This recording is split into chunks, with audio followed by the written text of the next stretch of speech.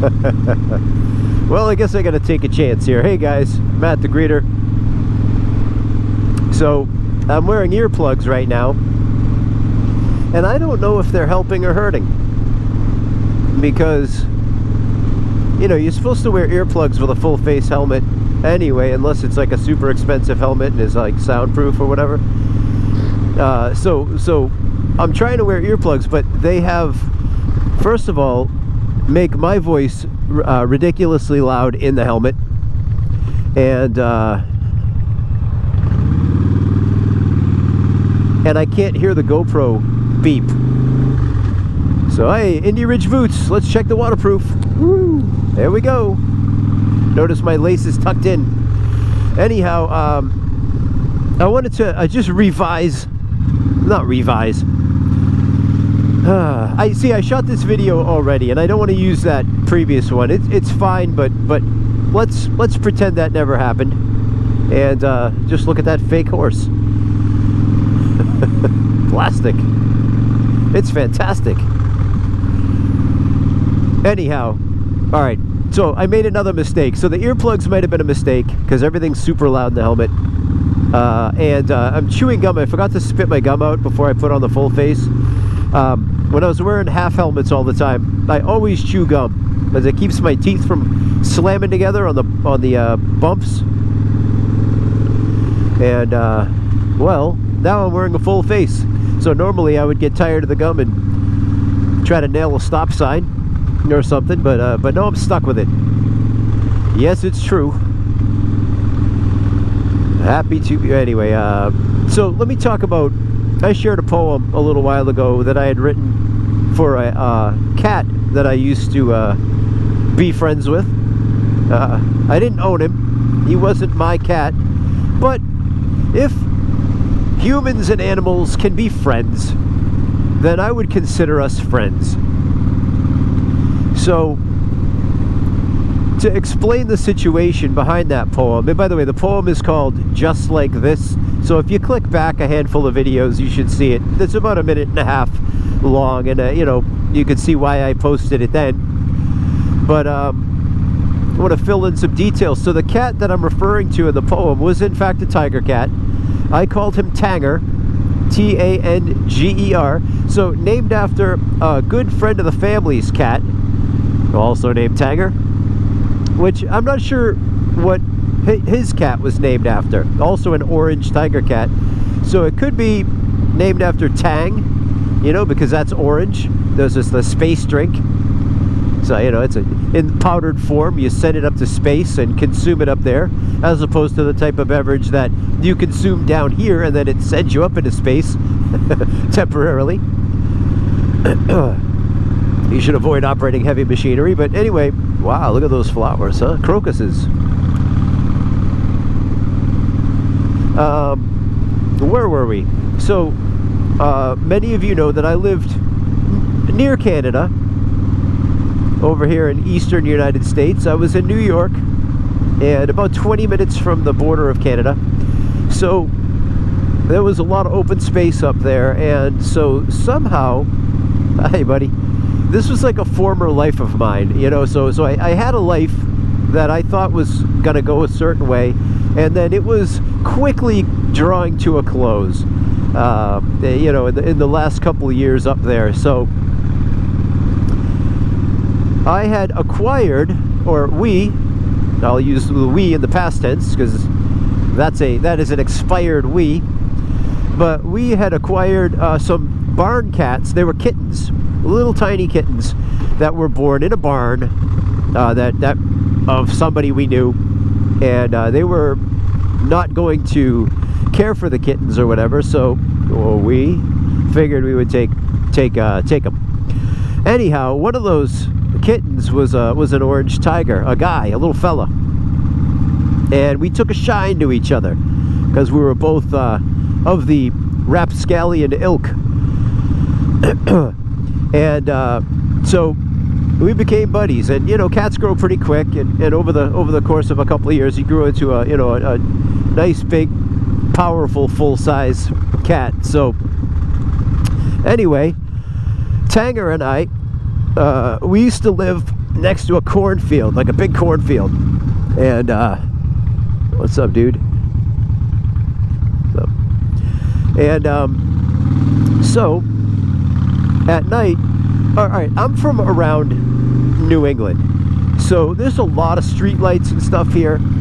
So my knowledge of the stars is limited to the constellations that are visible with streetlights everywhere. So we're talking Orion, Cassiopeia, Ursa Major, Pleiades sometimes, you know, but I moved up there and there were so many stars, I had trouble finding certain constellations because I could actually see the Milky Way.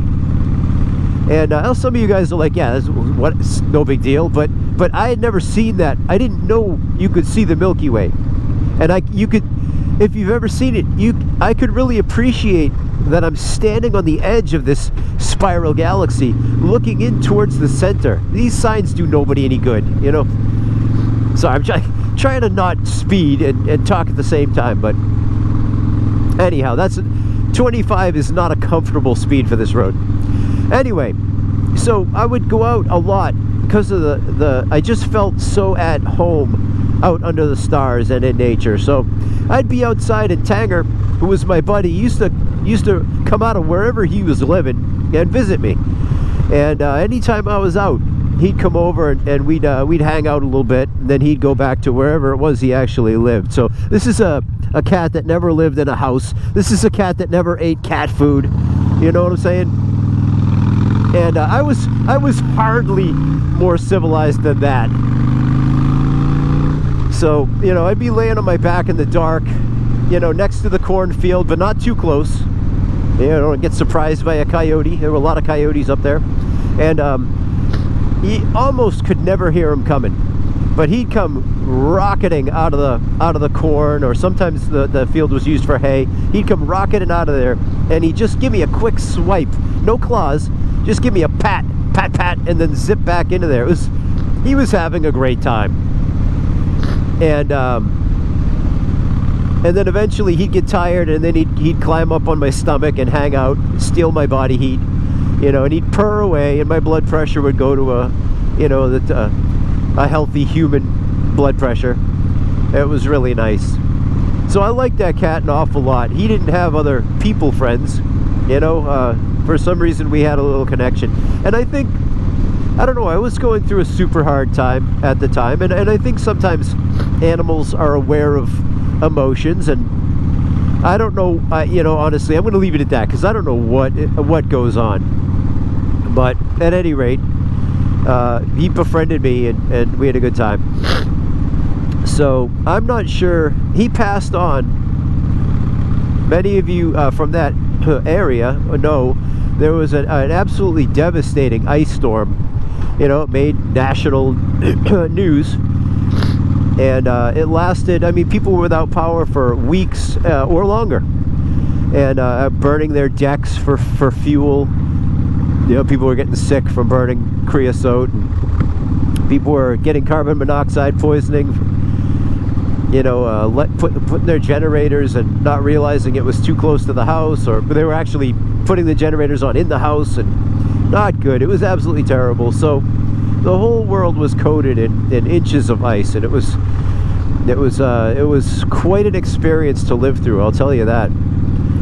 So my cat probably either died during the ice storm. I mean, the fog of time is kind of, you know, obscured the knowledge, but he either died during that, or he was perhaps taken by a coyote, and which is fine. I mean, it's what happens. So no hard feelings there. Coyotes are still among my absolute favorite animals. So just lost subscribers for saying that. Sorry if you've ever had a bad run-in with a coyote, but anyhow, I got to thinking about if the cat Tanger, if he had not passed on, see, I was just months or weeks away from having to make a critical decision. Do I stay in the North Country and try to make a living up there, or do I crawl on back home to Massachusetts? And I chose to come back to Massachusetts. And many of the friends that I had made up in the North Country had gone to Los Angeles and other places, either pursuing, you know, the video game industry or music. And so there really wasn't anything left for me up there. And so I came back to Massachusetts. But I wonder, if the cat had still been alive, would I have left the cat? I mean, I didn't feed him or care for him or anything like that. But would I have left? I don't know. I might have stayed. That cat might have been enough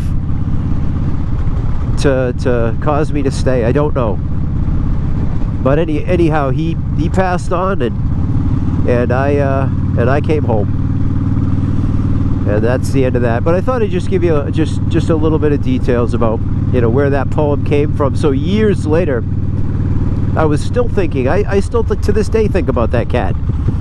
And you know, so one of the ways I used to process is through poetry. So I wrote that poem, you know, with him in mind, and with me in mind as well. So anyway, guys, let me know in the comments below. Have you ever had a pet, you know, that kind of steals your heart, or, you know, it's just had a special place in your family or whatever? And let me know. What was the pet?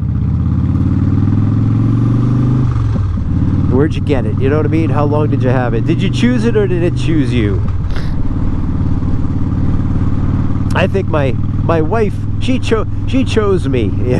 she saw me bedraggled and you know, limping my way through the gutters of life, and she had compassion. And we have a really good marriage and a great family, but my life wasn't always headed in that direction. So I'm grateful every day. All right, guys, Matt the Greeter, I care about you. Stick around. Thank you. If you're a new subscriber, welcome. I appreciate your time. And leave a comment. Let me know who you are, where you're riding out of, or if you ride. All right, guys, I'll talk to you soon. Bye.